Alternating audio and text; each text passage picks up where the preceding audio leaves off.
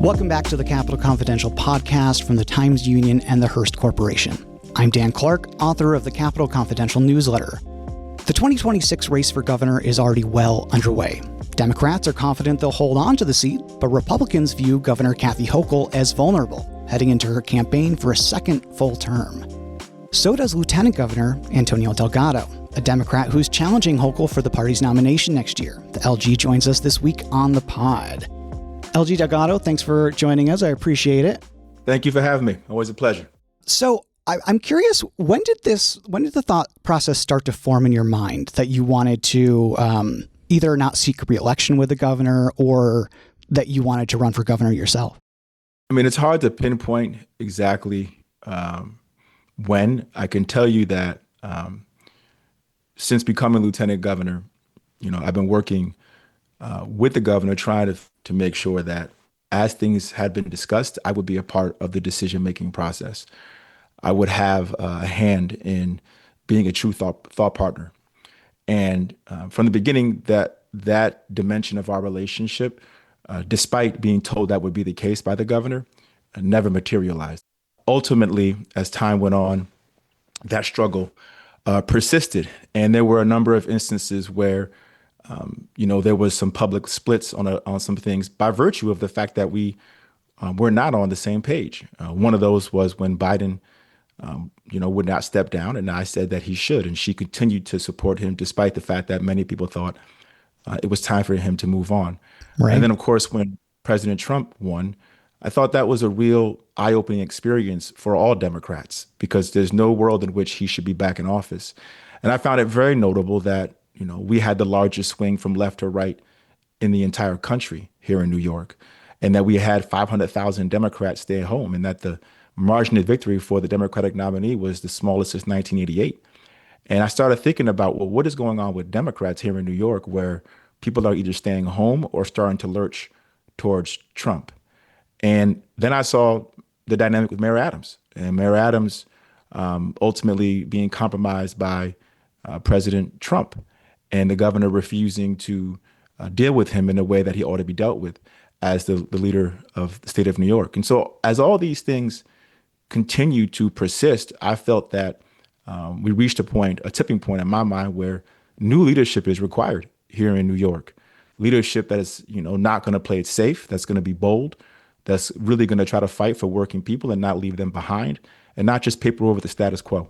Yeah, when she picked you for LG, and I remember the press conference, I remember you being sworn in, it did seem really like her desire was to have somebody as a partner. And specifically, I think, to have somebody who she would treat in a way that wasn't like how she was treated under former Governor Andrew Cuomo. So I was surprised when it didn't seem like the administration was really using you in that way.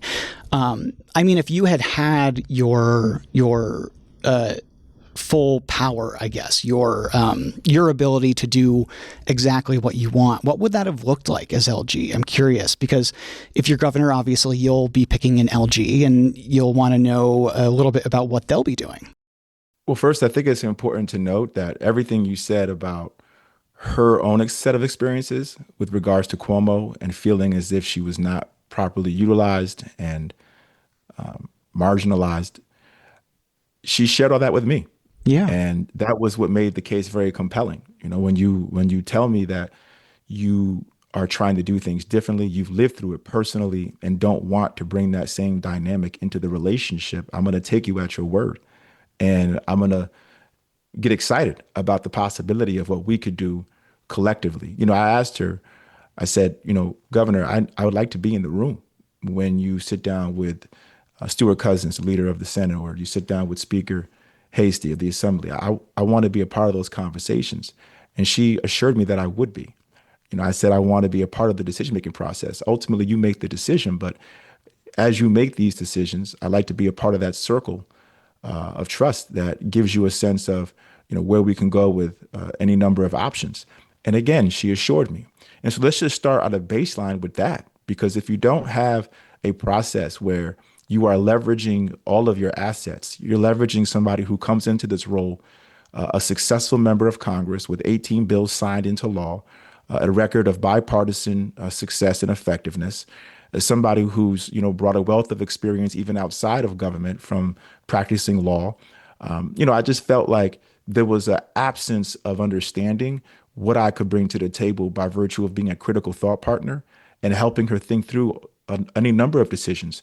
So we can talk about substance, right, and whether or not I could have been more involved with housing, or I could have been more involved, around issues like childcare, and certainly just start at the baseline with a process that actually folded in the skill set that I brought to bear. And I want to be clear, I don't think it's as simple as just me. I think that's part of the issue writ large. I think there isn't a process collectively. I think there's an absence of process. It's an absence of vision. There's an absence of mission that she's delivering, which I think results in whipping around and a waffling of sorts that demonstrates a lack of clarity on her part. And I'm assuming you were never brought into the room with the legislative leaders. That was something that didn't end up happening. Correct. It never happened. Yeah, and I think that, correct me if I'm wrong, but you have a relatively positive relationship with the legislative leaders, right? Speaker Hasty and Majority Leader Stewart Cousins. Absolutely. And I feel like there's a number of relationships, both at the federal level, because I came out of Congress, obviously, and members of the New York delegation. And again, we spoke about this when we first initially sat down, that these were the things that I could bring to bear, both my relationships at the federal level and my ability to develop meaningful relationships in the assembly and in the Senate. And it just felt like from the very beginning, for whatever reason, it just never was intentional on her part. And ultimately, I'm elected by the people. Ultimately, I don't serve at the pleasure of the governor. And I have a responsibility to take this role as seriously as I can. Whatever the obstacles might be, whatever the challenges might be, I have a responsibility to bring accountability to government. And if I feel like I am not a part of an administration and I'm not ultimately being given a voice within that administration, then that means the people who elected me aren't being given a voice.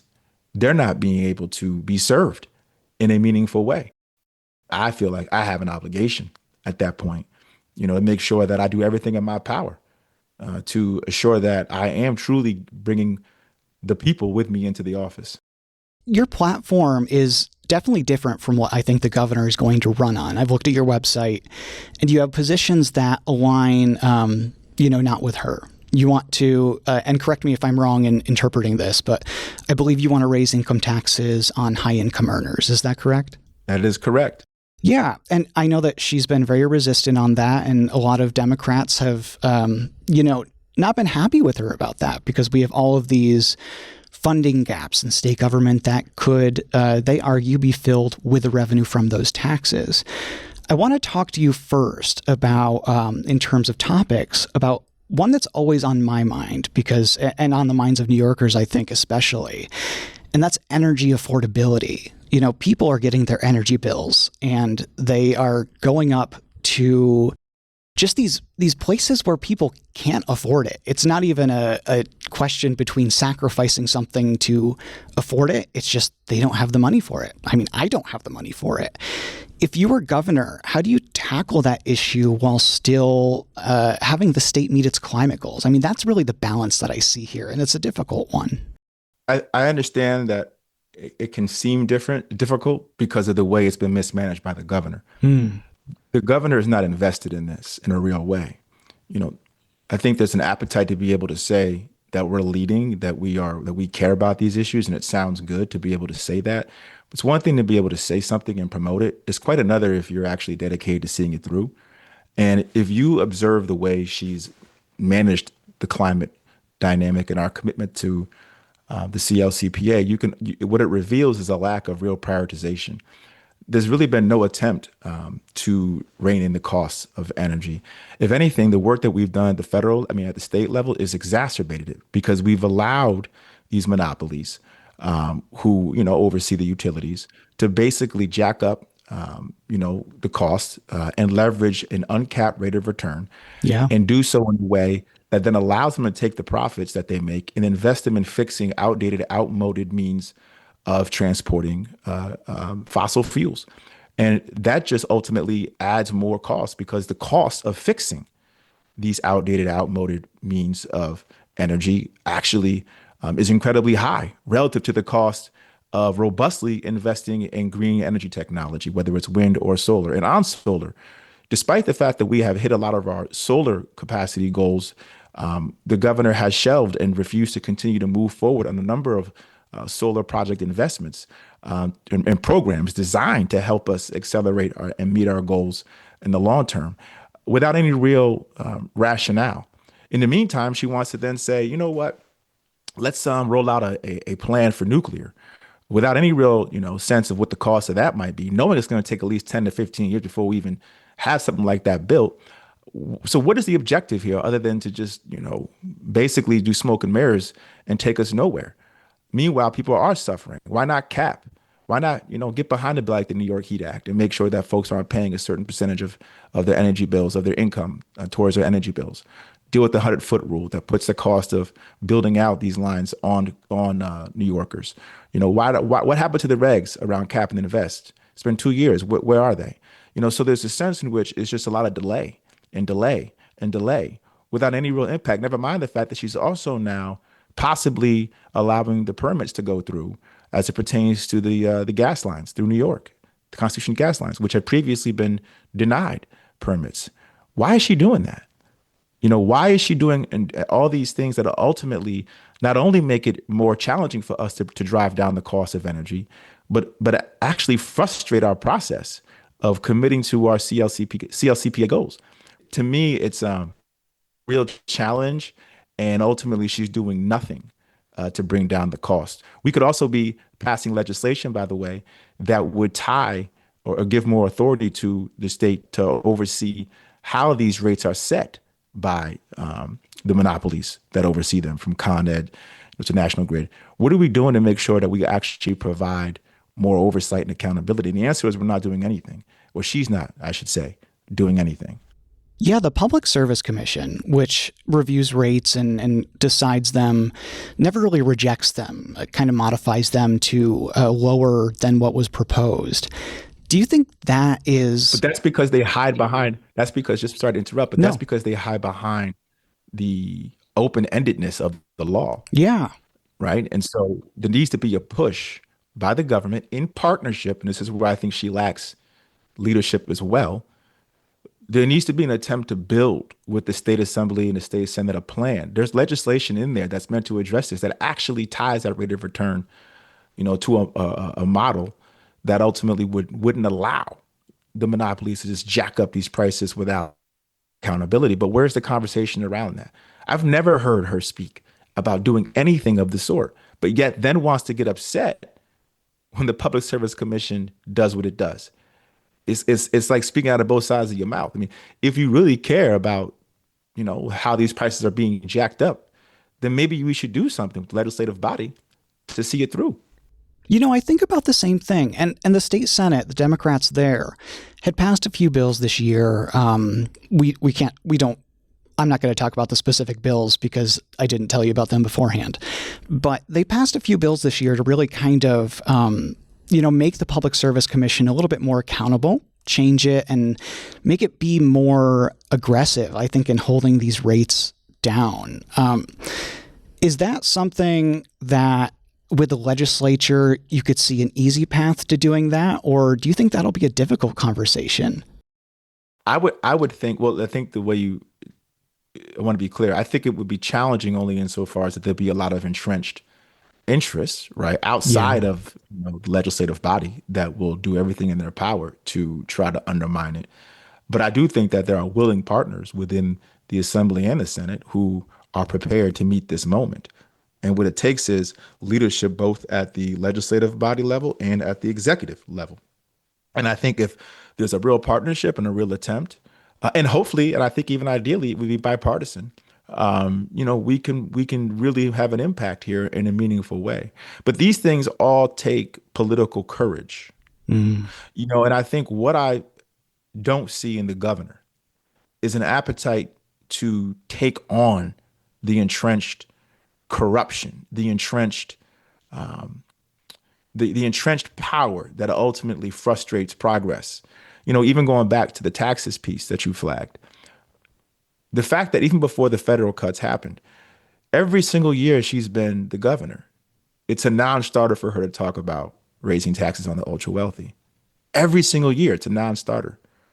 And despite the fact that we have 1 in 5 kids who are in poverty, half of those kids in deep poverty, despite the fact that we have the largest wealth inequality gap in the country here in New York, despite the fact that we have the most billionaires in New York than anywhere in the world, and New York City has the most millionaires of any city in the world. So despite all these realities, the governor just every single time says, no, we're not going to do it, and use tax credits and subsidies to prop up these so-called economic development projects and draw business from out of state that ultimately leaves everybody priced out of their community. The governor doubles down on these tax credits and subsidies rather than actually reevaluate them, because they actually persist in a fashion that drives more economic inequality. But again, this is just a status quo. And so if you're dedicated to just maintain the status quo, and by the way, you had the luxury of doing so because nobody's going to keep you accountable, then what's going to change? And so ultimately, the unwillingness to do anything that upends the system, that makes it have to operate differently, and just basically go along with the flow, I think is a real indictment on the moment that we're in, and her mode of leadership, because we need more than that. This is not a time for just maintaining a broken status quo. Yeah. I want to talk to you before we run out of time on healthcare costs. But first, we're going to take a quick break.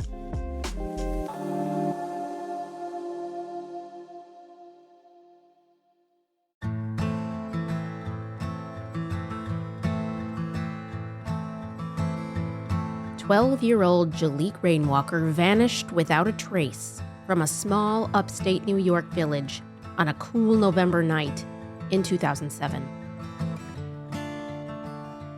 His adoptive parents say he ran away. Police believe he was murdered, but a body has never been found, and a suspect has never been named.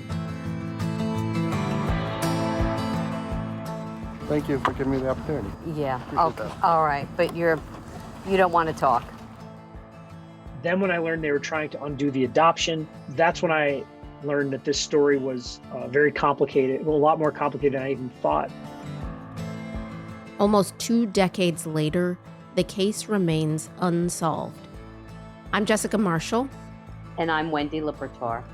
In this podcast from the Times-Union, we take a deep dive into the mystery of this missing child and try to find some answers. So have you come to terms that Jaliek is probably dead? Yes. I feel that he was killed on November 1st, 2007. Available now, wherever you listen to podcasts.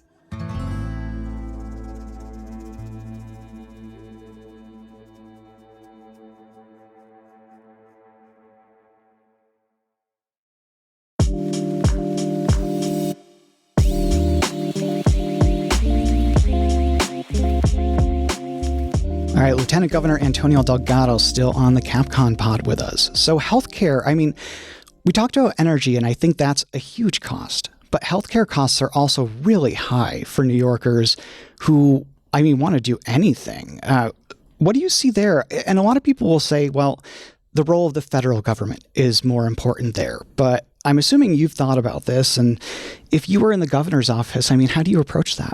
Well, I think it's an important question. I mean, after housing, and I think housing is probably it is, the number one issue for New Yorkers. Absolutely. Across the state. I think healthcare is right up there as well as a very important issue. A lot of New Yorkers who are beholden to the insurance marketplace, the monopolization of healthcare within the insurance industry. If you don't qualify for Medicaid or Medicare, it continues to drive the costs of healthcare up at an insane rate, from premiums to deductibles. It just consistently goes up. Not to mention, these insurance companies, again, have no accountability. The state can regulate the insurance companies, but it's toothless in its attempt to do so. We have the ability to really hold the feet to the fire when it comes to the ways in which these companies deny claims or make it challenging for folks to appeal their insurance claims. And we're not doing it. There's examples of this in Pennsylvania where the governor there has created a whole new office of accountability when it comes to overseeing insurance companies. So we definitely need to make sure that we have more oversight and accountability there. And that's a process, but it needs to begin in earnest. And I think that would require us to also account for the fact that we cannot count on the federal government being the one that sustains us, and that we have to then think about what we can do to fund our own system of care. And that will require raising revenue. That will require reallocating public dollars to specific ends. And so, as I've said, building out a public option, making sure that more and more people have the option to basically exit the private insurance marketplace and have the ability to rely on a public healthcare option is very, very important. We have a version of that right now with the Essential Plan. But let's be clear, what's going on at the federal level has made that very difficult.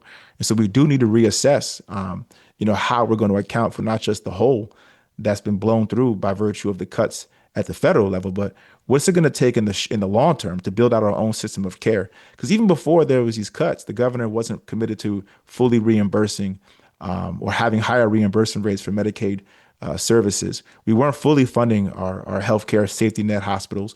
And so we have a long way to go to make sure that we're really meeting the care of the folks on the ground. But at the end of the day, and this is a big difference between myself and the governor, she is okay with profit being the dominant force, profit making being the dominant force of care in our healthcare system. And it's not just as it pertains to delivering care. I'm talking about hospitals as well. We have no oversight of hospital mergers, and that has a disproportionate effect on our hospitals in rural parts of our state. Yeah, especially the part where you used to represent in Congress. I mean, we see these bigger hospital networks kind of buying up these smaller hospitals. And sometimes, I mean, that's to keep the hospital alive, but other times, and most of the time I would say, it gives those hospital networks this position where they're able to leverage that power to get higher payments from insurance companies. And I think that's exactly what it is. Exactly. It's consolidation. It's consolidation that ultimately allows more leverage to drive up costs. At the end of the day, you got to think about it, right? It's competition.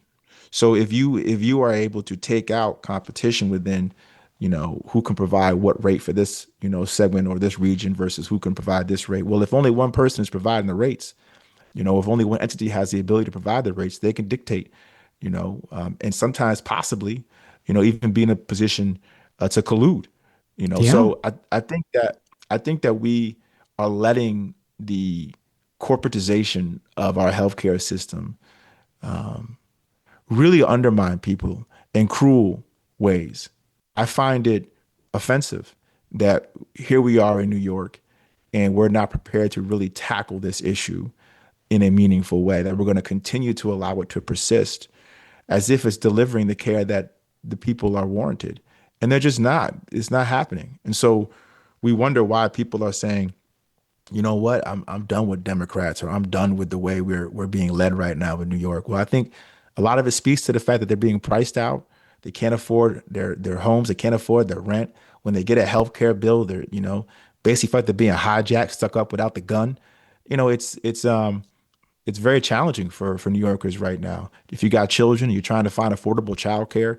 There's no real plan for that. The governor wants to build more childcare facilities, but won't do the heavy lifting of paying our childcare workers to make sure they show up at these facilities and work at these centers. Just across the board, when it comes to every single issue, that is not just the same usual, just enough to get by mentality. Yeah, no, I think you're 100% right that there are so many of these cost issues facing New Yorkers. And I think a lot of New Yorkers don't see any real strategy from their government to address them. And today we've talked about energy and health. I'll have to have you back to talk about other issues, including housing, because I think you're exactly right that housing is number one. But Lieutenant Governor Antonio Delgado, thank you so much for coming on the pod. We really appreciate it. Well, thank you for having me. Always a pleasure, man. Yeah, of course. And if you want to learn more about what's going on in New York government, you can sign up for the Capital Confidential newsletter. Find that at capitalconfidential.com. That's capital with an O. Thanks to the Times Union and the Hearst Corporation for continuing to take a chance on CapCon. Our theme music for now is Easy Hike by DM. Our editor is Jessica Marshall. We'll see you next time. Be well.